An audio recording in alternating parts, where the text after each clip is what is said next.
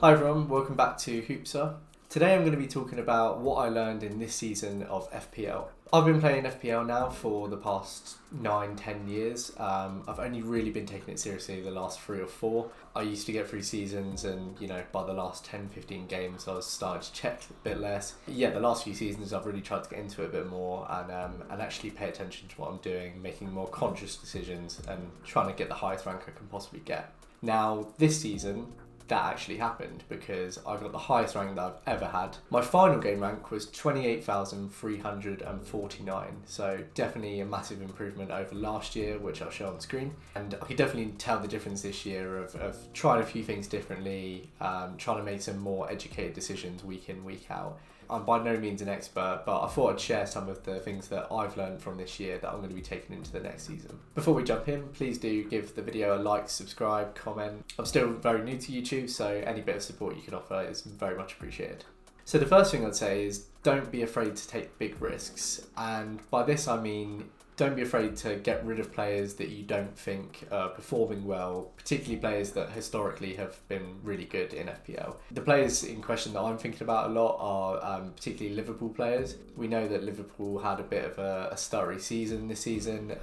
They really struggled to get going in the first half of the season in particular. One thing that gave me the edge in the leagues that I was competing in was eventually getting rid of the Liverpool players that I'd brought in at the start of the season. Of course, I'd started the season with the likes of Mo Salah, of Trent, of Robertson. Salah aside, few Liverpool assets were really performing in those early weeks. After a while, I think they're quite expensive assets and they were the ones that I had to get rid of in order to free up the funds to try something different. By game week 10, 11, I decided to get rid of Trent, I'd got rid of Robertson, and that really freed it up. And I think that's where you have to be willing to take some bigger risks.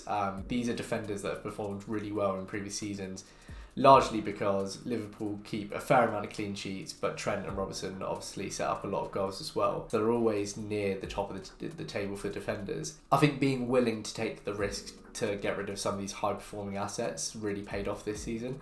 It's not to say it will happen every season, but I think, if there's someone that's not performing, no matter how good they have been in previous seasons, don't be afraid to get rid of them. The second lesson I learned, which I can appreciate the irony of given this video, is don't always listen to the content creators. At the start of this season, the last couple of seasons, I've started to take FPL a little bit more seriously, trying to get the highest game ranks I can possibly get. So I've started following more content creators, and a lot of the content creators on Twitter, YouTube, has some really good tips, and I've learned a lot from watching those. But the one thing I would say is that, particularly once I was following some of these a bit more and following them on Twitter, seeing what they have to say week in, week out, I found quite often at the beginning of the season in particular that I was disagreeing with the decisions that they were making. And I think that's the really important thing to remember, is that you still need to trust your own gut and instinct. These creators are there really just to guide you, but it doesn't mean that you have to copy their exact decisions. And, interestingly, some of the creators that have performed really well in previous seasons really struggled towards the start of this season. As we know, teams like Chelsea, Liverpool didn't get off to the best of starts in the Premier League this season and had difficult seasons throughout. This meant that certain players that would normally be reliable or good value for money weren't performing in the same way, and the question was whether to keep those, wait for them to find their form or to trade them out. I found in some cases some creators were deciding to stick by certain players. I know Salah was an asset that people held onto it for a long time. In fact, I probably could have got rid of him myself a little bit earlier. But yeah, don't be afraid to make your own decisions. If you find yourself disagreeing, that doesn't mean you're wrong. You can take those chances and sometimes it will pay off. Another thing I found helpful this season was to look at players' form even outside of the Premier League, so during international breaks. One player that I brought in particular, straight off of the back of his performances in the World Cup, was Rashford. And despite the fact that Rashford didn't feature in all of England's fixtures, he scored 3 goals, I think 1 in the Iran match and 2 against Wales. And I thought he looked really hungry, really fit after what had been a bit of a stop-start season for him for United. And yeah, straight off the back of those performances, despite England's exit from the World Cup, Rashford was a player that I had to bring in. Rashford ended up being a mainstay in my team from around game week 17, I think, which was the 3-0 against Nottingham Forest, all the way up to game week 30. I think there was a run of about 10 games where he was just an absolutely essential player to own. Now, obviously, lots of people owned him too, but I think, that bringing him in straight after the World Cup, I got a little bit of an edge there, captaining him, using him as a bit of an outside choice for the captain armband. It's not always about the form in the Premier League itself. Obviously this is only going to apply to certain players and in certain circumstances, but it definitely gave me a few extra points at that midpoint in the season. Speaking of captaining Rashford, this brings me on to my next point, which is one that you hear loads of FPL content creators talk about, which is the importance of using your chips at the right time. I think compared to previous seasons when I was playing much more casually, I used to be very willy-nilly with with triple captain, with my wildcards, and you really do have to think about when the best time is to use these. So triple captain, for example, I used in game week 22.